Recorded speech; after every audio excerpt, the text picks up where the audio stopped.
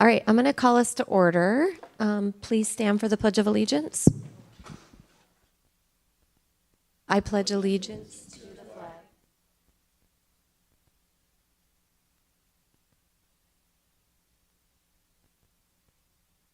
with liberty and justice for all. Great, thank you. We have all 5 board members present this evening and all 4 student board reps, so thank you for being here, students. We need to adopt the meeting agenda. Is there a motion to adopt the agenda for this evening? I move we adopt the agenda. Thank you, Diana. Is there a second? Thank you, Meredith. All those in favor? Aye. Great. So we have a presentation this evening. So I will call Dr. Brian Fraser up to present to us about levy planning and the levy timeline. Good evening. Thanks for having me here today. Is the microphone on? Got it. Thank you. So I am here today mostly for the benefit of the public. The board knows what they just discussed, and this is part of what they discussed, but as part of the levy process, we know we want to be fully transparent with the public and give all opportunities to be involved in the levy in any way that anybody wants to. So what you see there is a simple timeline. Today, the board discussed options on the replacement levies, what levels at which they would like to collect and think would be the best benefit to the school district and therefore the community and public. On October 23rd, the board will vote on a resolution that gets those amounts that they discussed today onto the ballot for the public. There will be public comment at that meeting before the vote. November, we will be formally advertising the creation of pro and con committees, though this announcement also would count as one of those advertisements. Anybody interested in a pro or con committee can just reach out to the district office. November through February, we will be providing information about the levies to the public. And on December 12th, in the middle of that, they will be filed with the Skagit County Auditor's Office so that they will appear on the ballots that are mailed out on January 22nd for the special election on February 11th. On February 21st, the election will be certified, and we will know that hopefully we have authority to continue to collect levies similar to what we do now. The information that the board discussed about what those amounts for collection and the rates are linked in this presentation. They're also linked on the board agenda. And there are 2 additional options for the capital, facilities, and technology levy that are in the study session notes. Just a bit of basic information. There are 3 options for the EP&O that the board discussed. One is related to the new higher capacity the district has to collect based on a change in the legislature. There's an in-between option and one that keeps everything essentially the same. Again, that detailed information can be found on the board agenda. And there were several different options with the facilities and technology capital levy. A lot of the conversation that the board had went around our facility needs and what we should do with that levy. So that will be included on the resolutions that are up to the board to vote next month. Again, in transparency and public involvement, we do want to be transparency and have input from the community. We need input from the community on this to ensure that the levies that we get for the school meet the needs of the community. So join us for public comment at the next meeting if you have some thoughts about those levies. Please look at the information in advance so you know what was discussed. And again, reach out if you would like to be part of the pro or con committee that will be formally advertised after the board passes a resolution at the next board meeting. So I'm open now to anything the board wants to add for that. We discussed this being a presentation mostly for the public, for transparency, and a call for involvement. Are there any questions or discussion from the board? Just want to thank you, Brian, for providing us with such detailed information and multiple options to discuss. Even I know that we had originally talked about 3 options for the replacement capital levy, but with board input, you came to us with actually 2 additional options to discuss. So just appreciate your diligence and thoroughness and how detailed you were providing us with options to think about in terms of what makes the most sense for the school district and also our community to support the schools. So appreciate that. Of course. Thank you. We will look forward to the resolution next month. Great. We had no public comments this evening, so we will move to superintendent comments. Dr. Bruner. Well, welcome to the first school board meeting of the 25-26 school year. First of all, I would like to extend a heartfelt thank you to the Anacortes Police Department and specifically to our SRO, our school resource officer, Jordan Kellington, for their response, helping us respond to an incident at Anacortes Middle School last week. We're grateful for the strong partnership that we enjoy between our schools and local law enforcement, which continues to be a hallmark of the Anacortes community's commitment to safety and support, and we don't take that for granted. I'd also like to express gratitude to the Anacortes Fire Department for their swift and professional response last week as well, when a student was injured in a scooter accident on M Avenue just south of the Anacortes Middle School. Their quick action and compassionate care with this young man and his family made a big difference during a very difficult moment.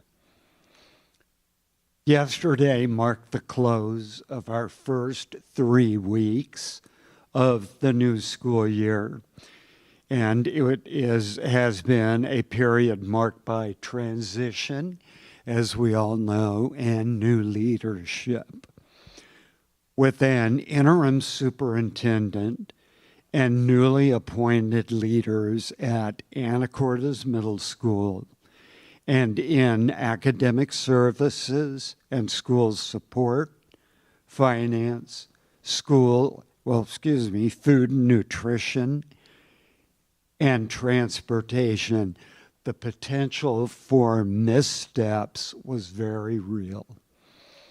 But thanks to the professionalism, the teamwork, and the shared commitment across our district, we've navigated the inevitable bumps and glitches with focus and resilience. I want to acknowledge and thank our longer tenured administrators who have patiently helped us find our way during this process. I also want to thank all of our certificated and classified staff for the energy and care they've poured into helping our students ease back into the rhythm of a new school year. Their dedication has made these first few weeks feel welcoming and full of future possibility.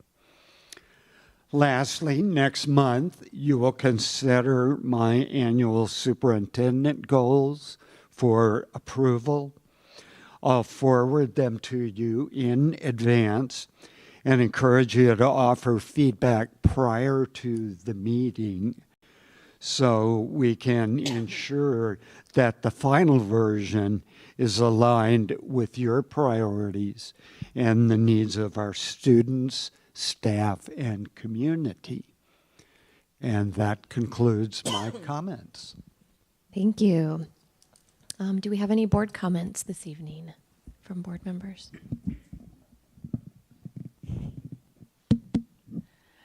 I had the opportunity to volunteer at the Fueling for Education Fund Run last weekend. The Anacortes Schools Foundation, with just really great partnership with BP. It was wonderful.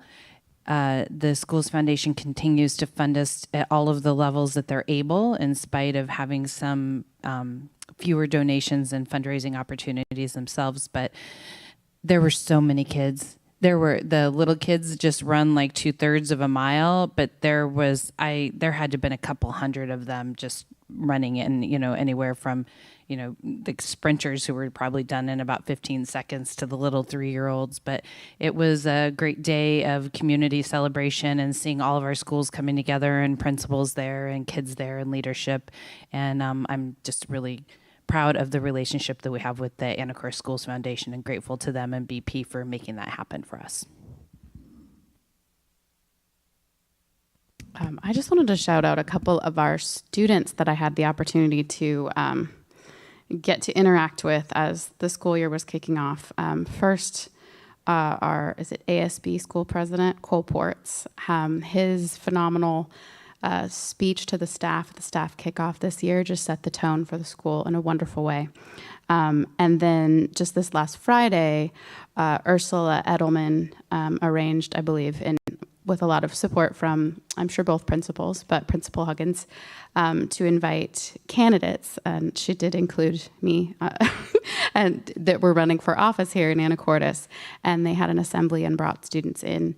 And we got to engage and have questions. And it was so well, it was probably, I think of any panel I've ever been to, that student forum was one of the most organized and engaging ones I've ever been to. So just excited that I got to be here for those and really proud of them. So I wanted to mention them.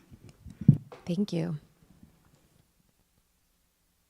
Thank you. I just want to echo Dr. Bruner's comments about the incredibly valuable partnership we share with the City of Anacortes and the police department, and publicly thank Officer Kellington for the work that he does with our staff, our students, our faculty. We oftentimes in this role get a little bit of a peek behind the curtain, things that aren't as public, and I can confidently say that the things that he does for our students, while for very good reasons not public, are incredibly important, and I just want to express my gratitude for that partnership that we have with the city. And then just wrap up by also acknowledging Dr. Plummer, brand new at the middle school, heck of a first couple weeks, and I just want to acknowledge his leadership through a particularly challenging time, and he seems to be doing it with a smile on his face, so thank you for that. Great. Thank you. Great. So we have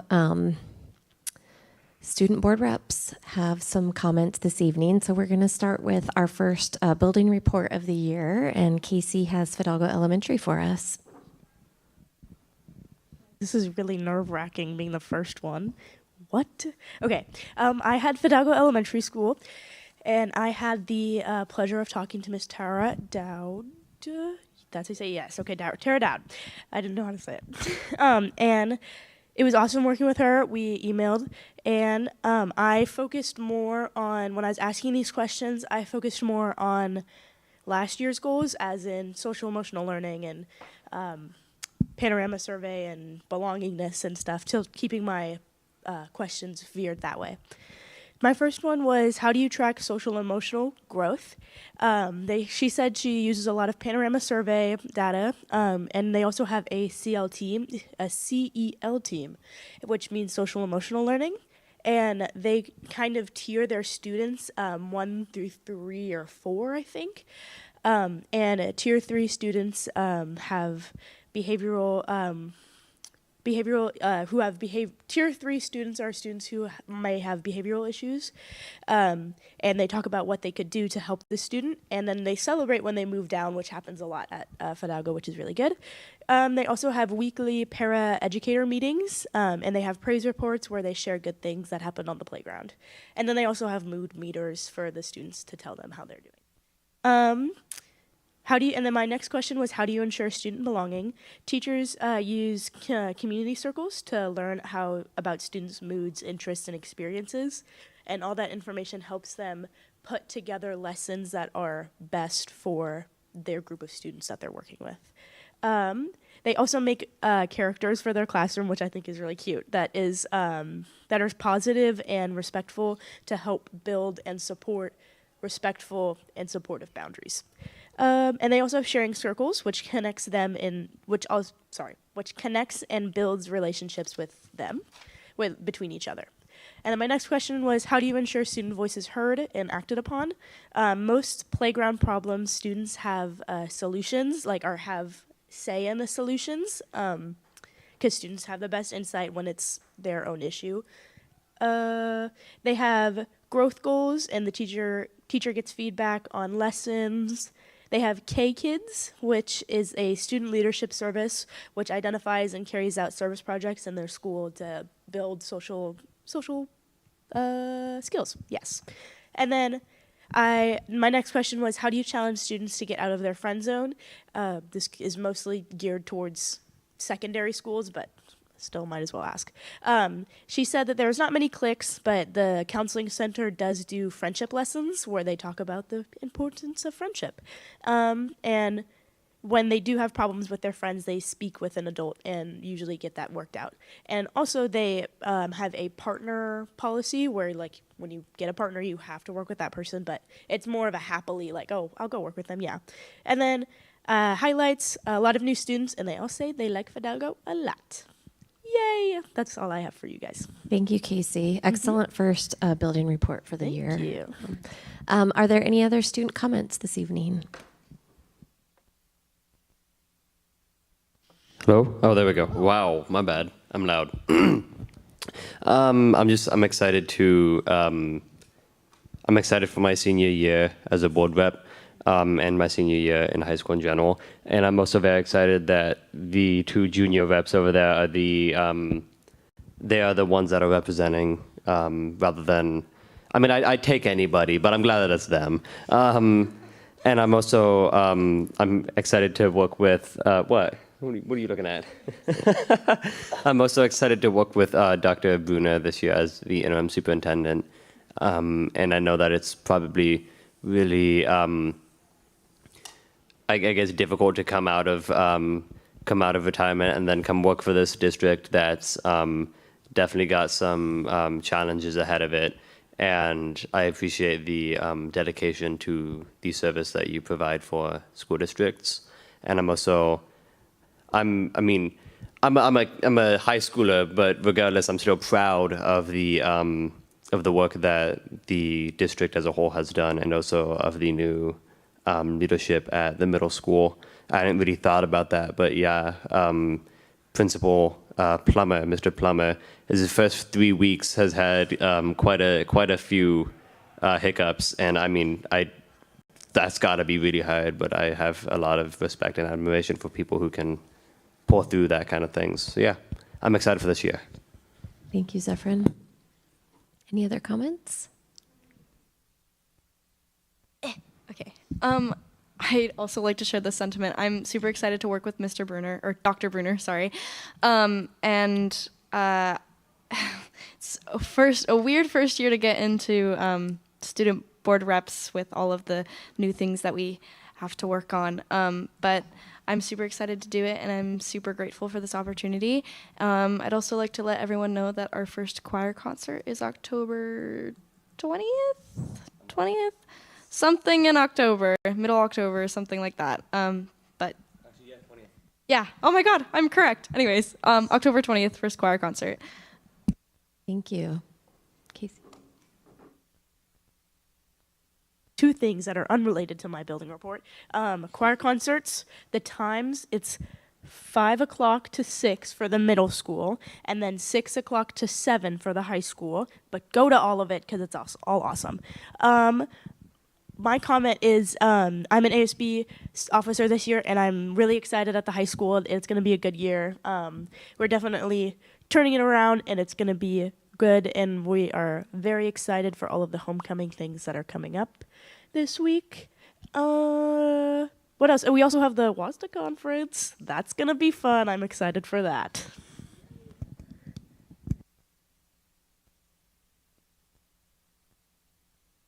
Okay, I just want to say I'm really excited for this year, and I'm super happy that I'm able to get to know all of you guys, and I'm really excited to see where this year goes.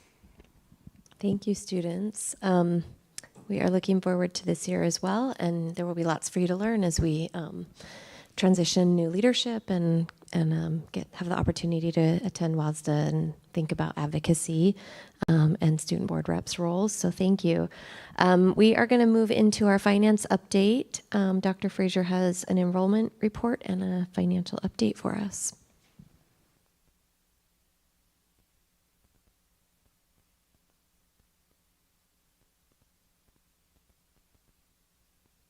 Okay, thanks for having me again. We'll jump right into our enrollment report.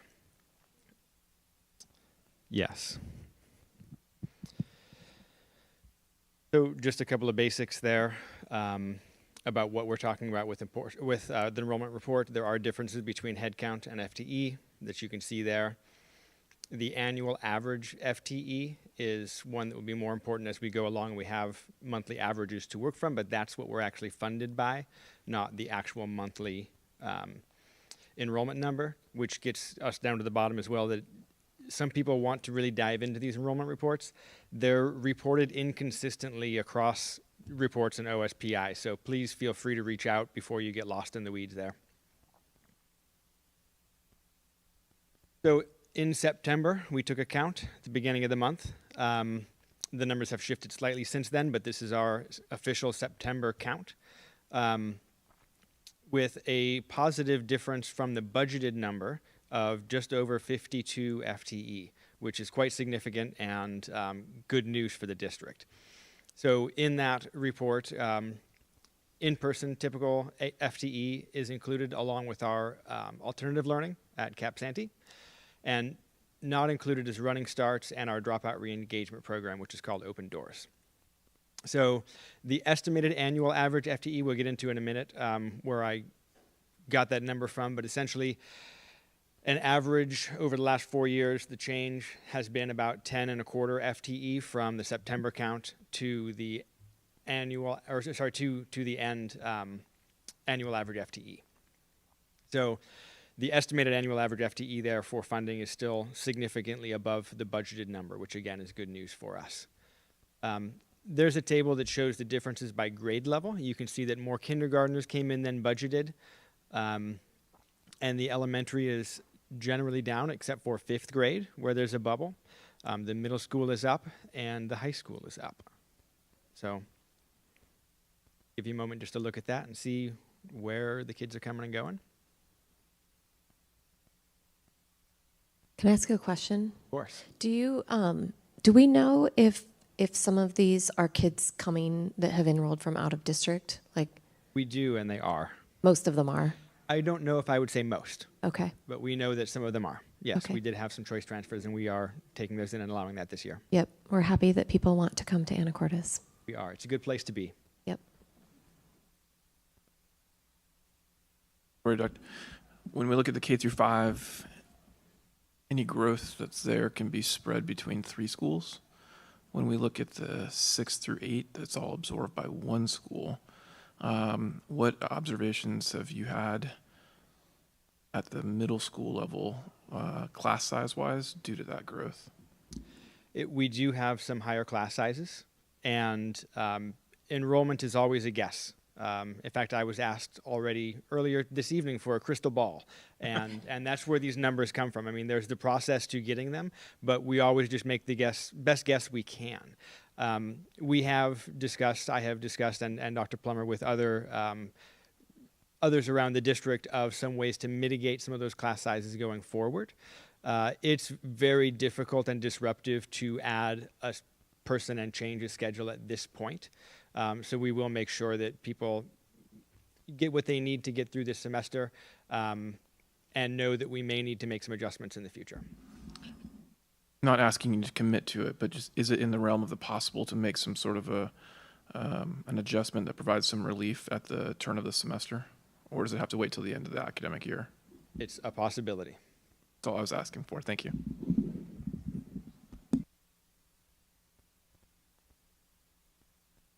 So here is a trend line, and I show this because we're talking about enrollment today, but also we're going to have to use our crystal balls to make another guess.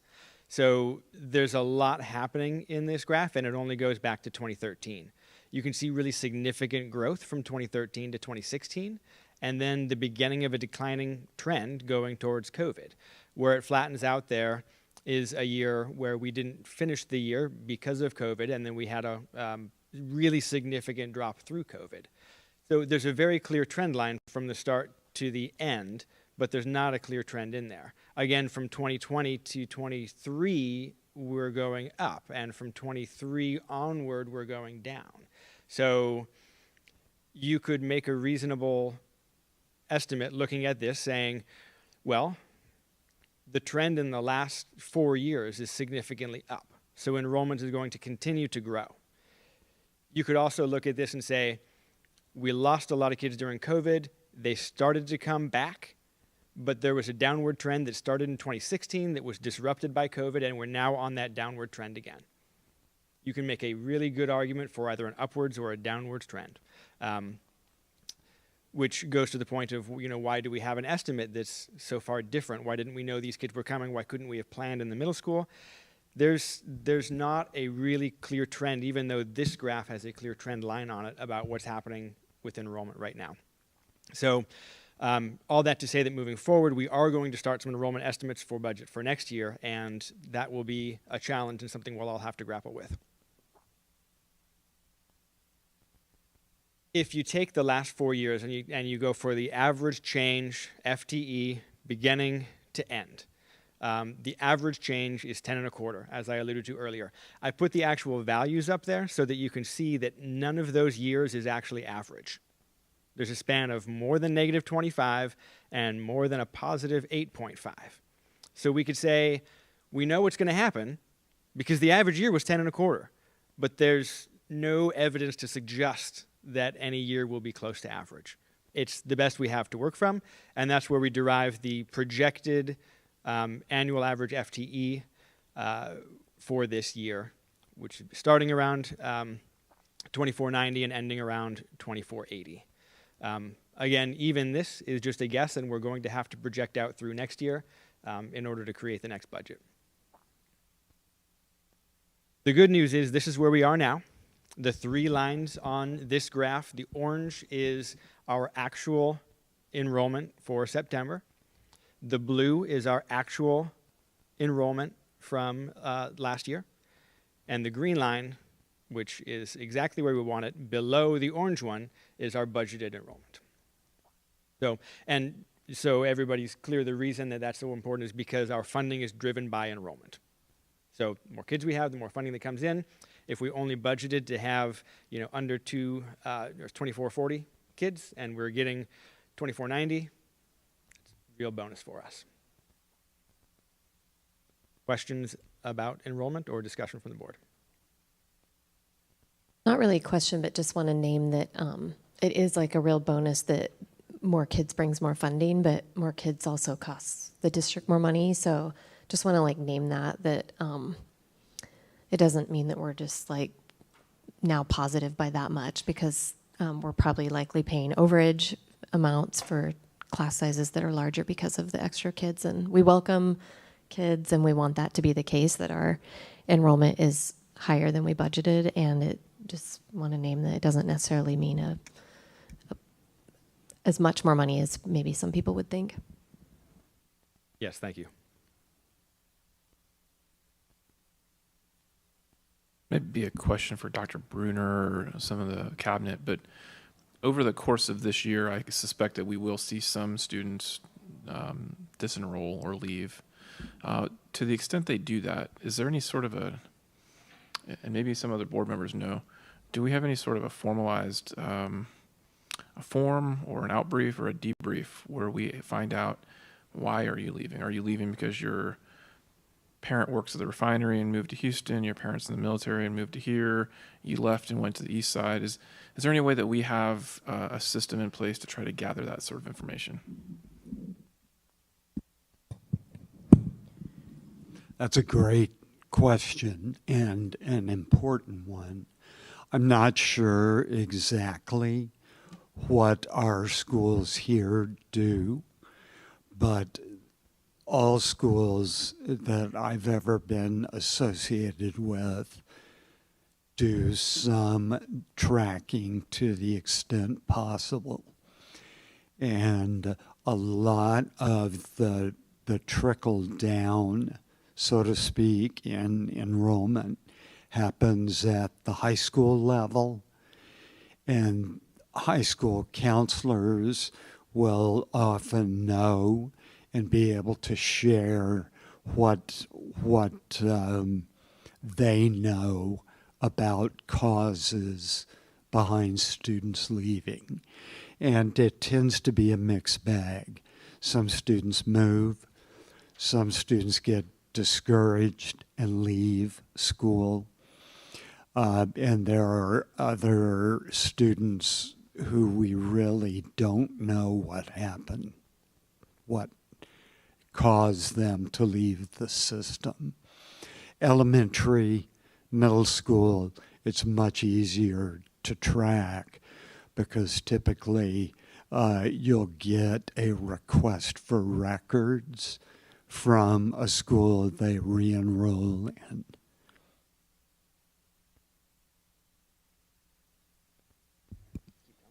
I think it's on. I can help a little bit. Exactly what Carl or Dr. Bruner described, we do at our schools currently. Everyone fills out a form. If they haven't filled out a form, all admin assistants reach out to them. And we have a spreadsheet that we share so we can track them. Just to reassure that we actually do have that process in place. Thank you. Thank you. All right. We have a financial update, sort of. Yes, it's a sort of update.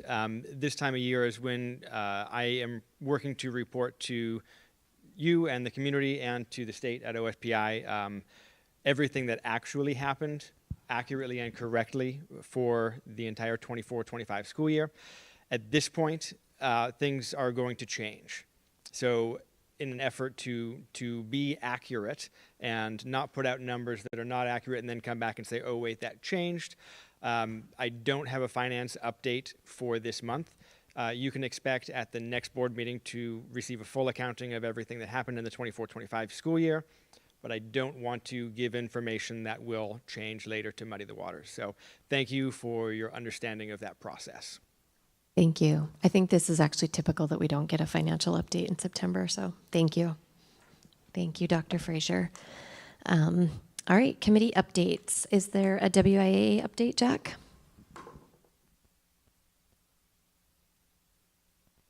So earlier this spring, when lots of folks were paying attention to lots of other things with respect to WIA, there was another initiative that was pushed through their committees to address fines for schools, whether it was, let me rephrase that, a district, a school, athletic department, or individuals. When that material went through in the spring and initially in principle looked fine, like if you get ejected from a game for yelling at an umpire, there's a penalty. And it was presented as being preliminary. It went from preliminary to final very quickly this past August, and it doesn't appear to have been very well thought through. A couple of problems with it. It's unclear who pays fines. If a coach gets fined, it's probably reasonable the coach pays the fine.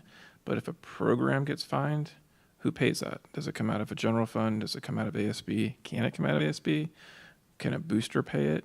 There's a lot of questions that haven't been answered. There's quite a few proposed fines that just seem wholly arbitrary. There's one that says that you can be fined $150 for profanity at boys soccer, but not girls soccer or swimming or football or anything else. It's just, like it just doesn't seem very well thought out. WIA has received a lot of feedback from lots of athletic directors and districts across the state. My sense is that they are going to probably tap the brakes on this a little bit, try to put a little bit more thought into it, and produce something that is actually executable, because this is not. On top of the fact there's a lot of questions with respect to bargaining units and fines and who pays them and who's on the hook for what. And I don't think they really thought that through. So I suspect in a few months I'll come back to you and tell you that there is a new fee and fine schedule, and hopefully it will look a little bit better. Thank you, Jack, for keeping your eye on that. Meredith for a legislative update. We had the WASDA General Assembly last Saturday. Thank you to Nikki for helping me prepare once again.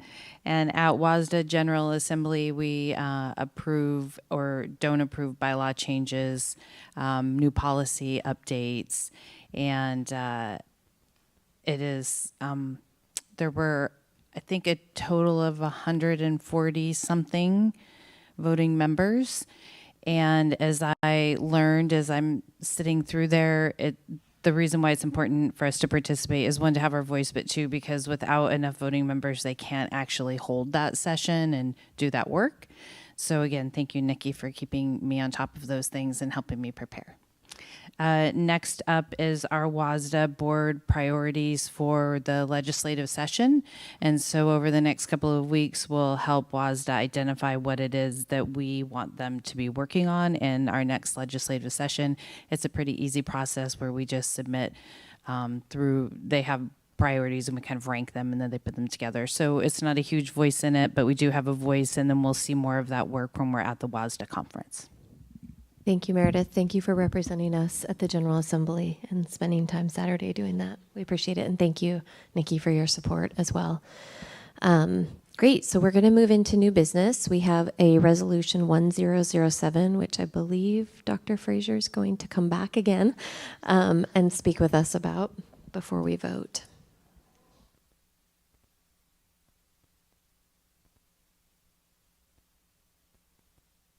Hello again. This interfund loan resolution is essentially the same as it was when the board considered it and passed it last year. The dates are changed, but it essentially gives the superintendent or the executive director of finance and operations authority to move in a loan $500,000 from the capital projects fund to the general fund. At our last regular board meeting, you saw our fund balance projection. It did not have any negative months, but it was very close. This is a plan so that if we end up paying interest on any loan that we need, we pay it to our own funds, albeit a different one.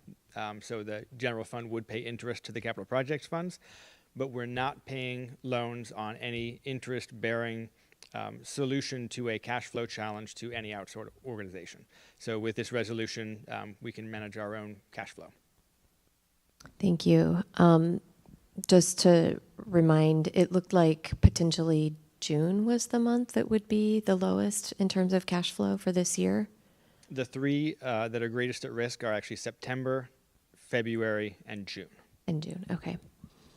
And not happy that we are still in a situation where potentially we might have to borrow from ourselves to pay our bills, but that's where we're at with our current fund balance. Are there any other questions before we vote on this resolution?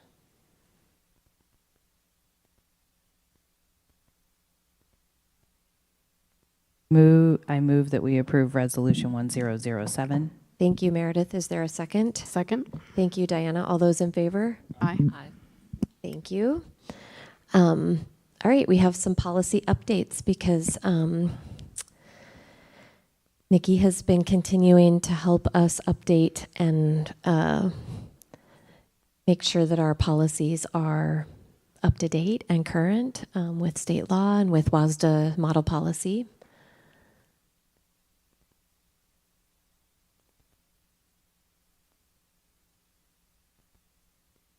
And some of these are first reads, so we'll discuss them, and then the ones that are votes, we'll vote on those. So.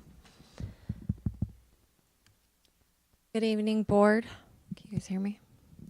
Good evening, board. My name is Nicole Tesh, and I assist the school board and the superintendent, and I also manage district communications. And I am here to present the policy updates for September 25th, 2025.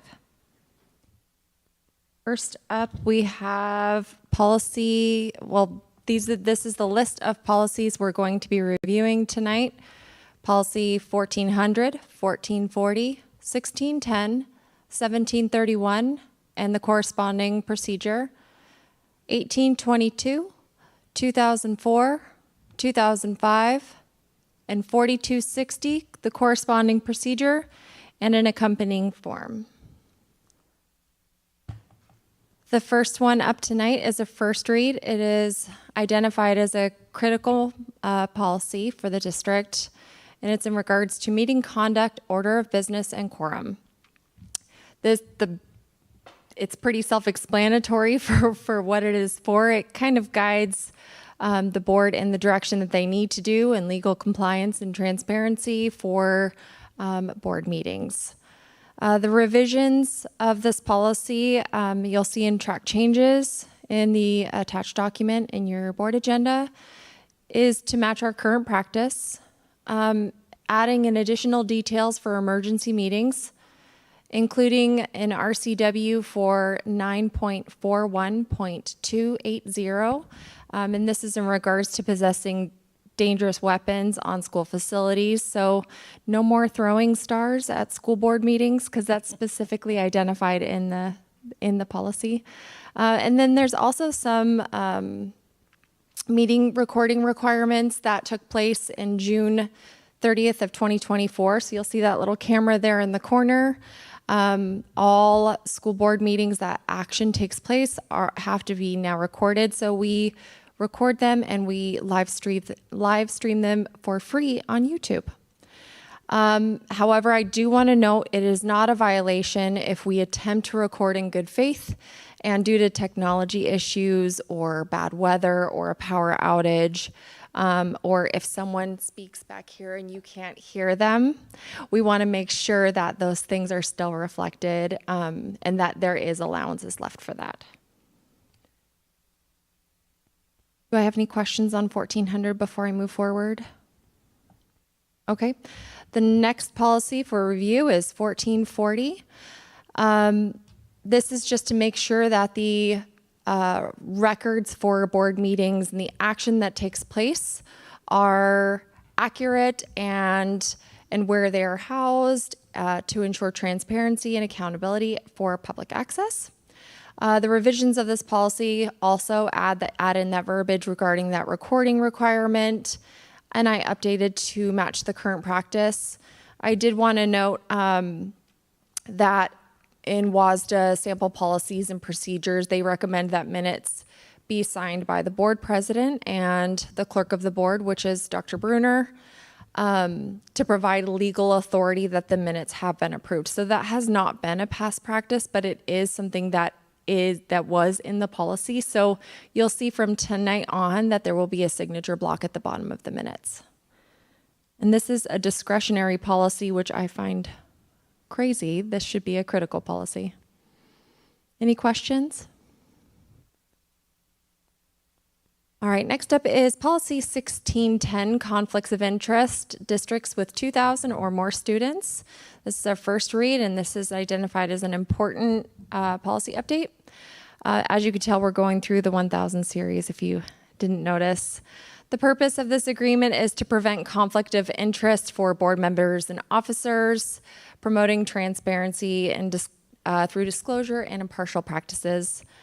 The major revision in this policy update is it changes the contract for goods and services threshold from $1,500 per month to $3,000 per month.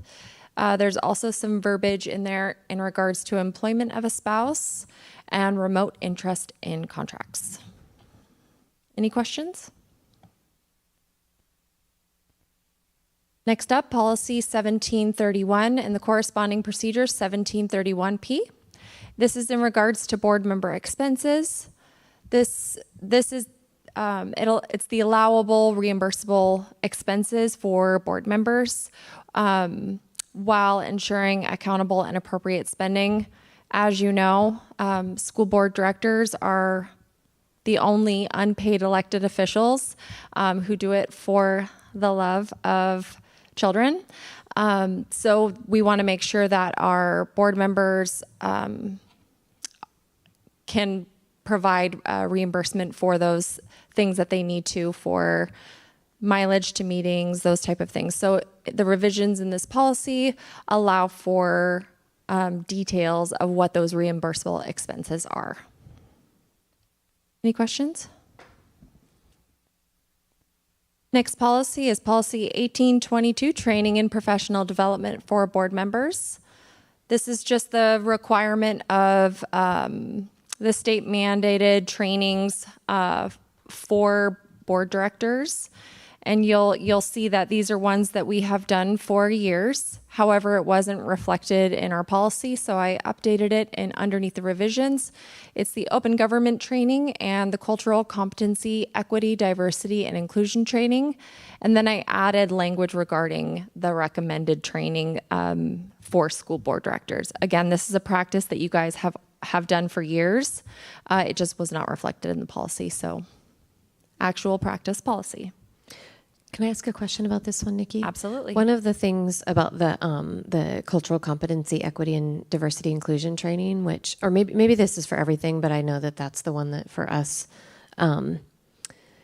it's been like an access issue with WASDA to some degree. Like we've wanted to attend, but there haven't been like the trainings haven't been offered, or they haven't been offered like in an area that is, and I know that this is like WASDA required. So I think that the policy itself matches what WASDA requires, but they haven't always we haven't had access to the training. So anyway, I wonder, maybe we could talk about it. That's correct. So I actually spoke to the WASDA trainers, and they did open it up to a Zoom training. They're kind of pulling back a lot from the in-person ones. They were not making them equitable places to travel to, especially because we're on the corner of Washington. So they have opened them up for Zoom opportunities. We would have to sign up, and it is at no cost to the district.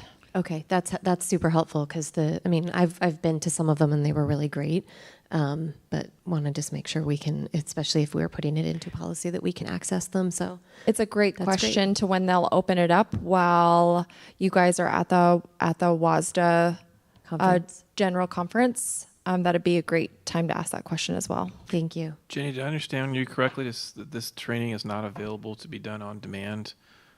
This is something that one has to dial into or probably attend. They don't make the material for this training available. Like for just taking any time you want. Yeah. Yeah, it was. It's actually really great that they've offered it on Zoom now, because it used to be you had to like actually attend in person. Do we know why they don't make it available on demand?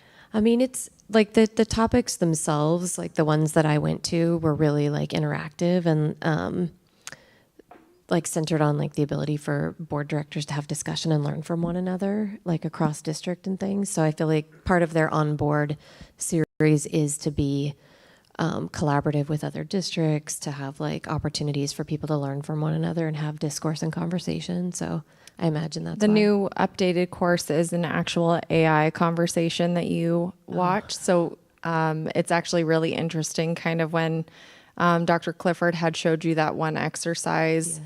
So they kind of still have that element where you're not with actual people, but you can still see those relational exercises that were from those in-person exercises before. So maybe on demand is going to be an option in the future. Yeah. Yep. Yeah, I went to Lacey for my equity training, and it was extremely engaging, which is very helpful, hands-on, and it'll be interesting to see what they come up with for an online option for that. Yep. Okay, thank you. No problem. Great questions. The next policy up is policy 2004, performance and performance improvement goals. This is for a vote tonight, and it is labeled as an important policy. The purpose of this policy is to set and report annual performance goals to ensure student progress, graduation, and English proficiency, promoting accountability through consistent goal setting and public reporting. The revisions of this policy reflects to legal references to make our district policy compliant with law. I sent this to the board about 2 weeks ago so that you guys would have sufficient time to be able to read it. But with the school year starting, I wanted to make sure that we started the school year off on the right foot and making sure that our policy reflects legal references correctly. Thank you. Any questions about this one? Okay. If not, I'll take a motion to improve policy or to approve policy 2004, performance improvement goals. So moved. Thank you, Meredith. Is there a second? Second that. Thank you, Heather. All those in favor? Aye. Thank you. Double jobbing it here. There we go. Thank you. All right, next policy up is policy 2005, school improvement plans. The purpose of this policy is that each school within our district must annually update. It's a data-driven plan that supports student growth and addressing equity, safety, technology, and engagement. It is listed as a critical policy. And the reason why it's so critical this month is you guys will be reviewing the school improvement plans next month. So we wanted the policy to be corrected before you guys actually place a vote next month. The revisions in this policy include we included the approval and annual review dates to match our current practice. They were identified at the end of the year just to kind of let it float, but we set parameters so that it was a little bit more clear to when those reports would be delivered to the board for actual. Again, this immediate action before the October 2025 board meeting so that our policy meets practice. Thank you. And this is for a vote tonight. Thank you. And we have been approving the school improvement plans each October, so this matches what we've been doing. Appreciate the update. So I will take a motion to approve policy 2005, school improvement plans. I move to approve policy 2005. Thank you, Diana. Is there a second? Second. Thank you, Meredith. All those in favor? Aye. Great. All right, the last policy for tonight is policy 4260, the corresponding procedure and corresponding form. It is identified as a critical policy, and the purpose of it is to allow for community use of school facilities while prioritizing district activities with fees, insurance, non-discrimination, and youth sports safety requirements. I wanted to give a special thank you to James Yandel for working through this policy so that it reflects our current practice for our very many facilities that we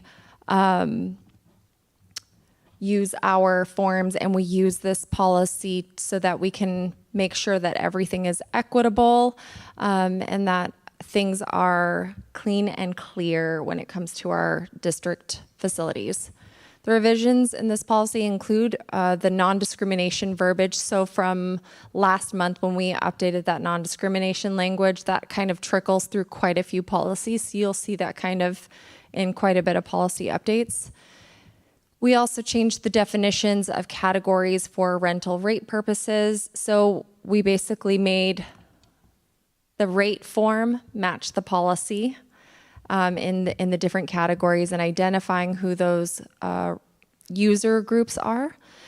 And then we're going to go ahead and remove the form since it's now been integrated into our online request for facilities. James created a wonderful little checkbox. And once that checkbox is clicked, it triggers a waiver request. So we've automated something that is going to be a much cleaner process for us.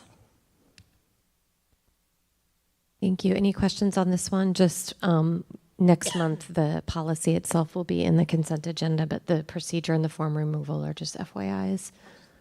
Yeah. Diana. I just wanted to thank you both for all that work. This is one of those things that community members and groups that we work with come up with all the time. So the more transparent and available it is and simplified really, really helps. Want the facilities to be used by the community, but appreciate the work that goes into that. Thank you. Any other questions or comments on the policies? Thank you for your time tonight. We have now finished the 1000 series, so congratulations, board. We will not be moving to the 2000 series because that takes a tiny bit more work. Same with the 3000. So we'll be kind of jumping towards the 4000 and the 5000 and 6000 series. So stay tuned. Thank you, Nikki. Congratulations to you as well, since you have been the one to spearhead this policy update process. And we know that it's only one of the 5 to 10 jobs that you have is to help us with our policies. So we appreciate you helping us make sure that they're within line of the state laws and the WASDA policy, model policies, and we just appreciate it. So, and just a reminder that all of those that were in first reads this evening will be in our consent agenda next month. All right. Well, with that, we are going to move to the consent agenda, which includes some interlocal agreements, quite a few. All of the policies that we saw last month that Nikki worked on updating that were first reads are there. And then some resolutions, some travel approval for opportunities for our kids. Just want to shout out again the Anacortes Schools Foundation, who supports our 5th graders to go to mountain school across the whole district, and then SABA and the other groups that support our youth to travel, our clubs and athletics. So any other comments about the consent agenda this evening? All right, I will take a motion then to approve the consent agenda. I move to approve the consent agenda items A through Y. Thank you, Jack. Is there a second? Second. Thank you, Meredith. All those in favor? Aye. Great. So for our board calendar, we have our first site visit of the school year, which we are really looking forward to at Fidalgo on October 2nd, coming up very soon. October 23rd will be our next study session and business meeting. And then our November meetings are a little bit squished together because of WASDA, but we have the site visit to Island View on the 6th, and then our study session and business meeting on the 13th, sorry. And with that, I'm going to adjourn us for this evening.